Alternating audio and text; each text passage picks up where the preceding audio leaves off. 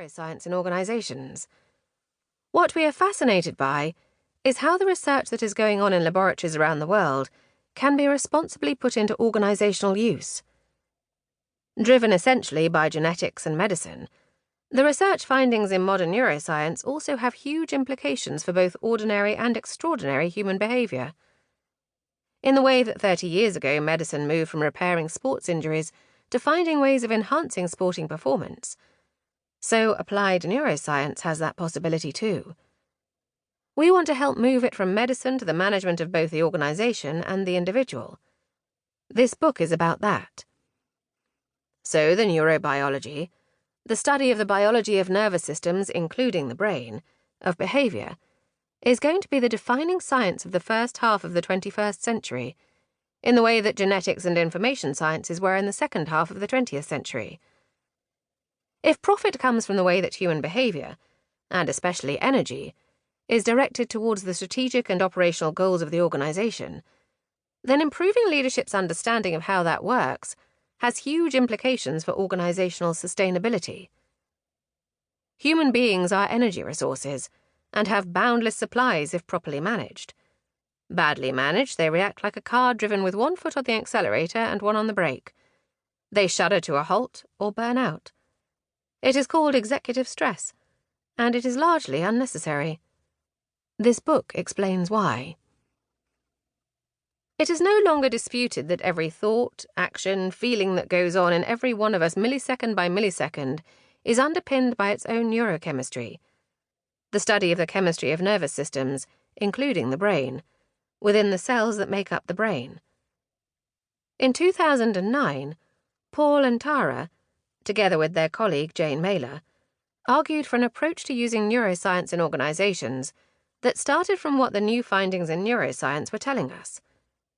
In particular, they called for more work on what leaders need to know about the functioning of their own brains, so that they might understand and influence the decision-making organs of their colleagues more by intention than by chance.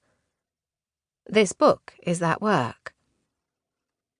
As authors, we came together from 3 different areas of expertise to channel our sense that neuroscience was changing the way we could understand some of the why people behave as they do, and why some ways of leading in organizations work and others don't, into something that could be used by leaders across different kinds and sizes of organizations globally. We brought with us a passionate enthusiasm for this subject and deep knowledge and experience in different fields: medicine and neuroscience, Tara; leadership and organizational learning, Kitty; and clinical and organizational psychology, Paul. All 3 of us are also experienced executive coaches, working at senior levels across different countries, cultures, and industries, in both the private and public sectors. So you will hear 3 voices as you read this book. We have not tried to homogenize them.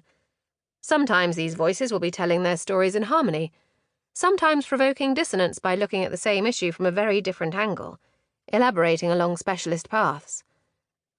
We hope that you will enjoy the individual differences, and that the variety will make the book more useful to you as well as more readable. We felt very strongly that we needed not only to make the neuroscience of behavior widely available, but to do it in a way that avoided some of the overpromises in various media. Neuro has become a very sexy prefix, often not backed up by sufficient evidence in whatever field it is being used. By and large, neuroscientists are interested in the brain and the nervous system as a whole. But people who have a profound interest in human behavior, everyone involved in managing organizations included, do not have easy access to knowledge about the brain. Applied neuroscience is a relatively new field that aims to bridge that gap. It is about the way the brain makes people behave as they do, and, building on our capacity to change our brains, what they can do to change themselves when change would be adaptively useful. The brain is an amazingly complex process of parallel systems that can combine together to represent themselves in a productive and sustainable fashion, which is also, interestingly, the goal of all good organizations. Although with attention and effort a brain can be changed throughout life, there are some things that cannot change, some things that will be harder after a certain age, and some that will be easier or quicker than others.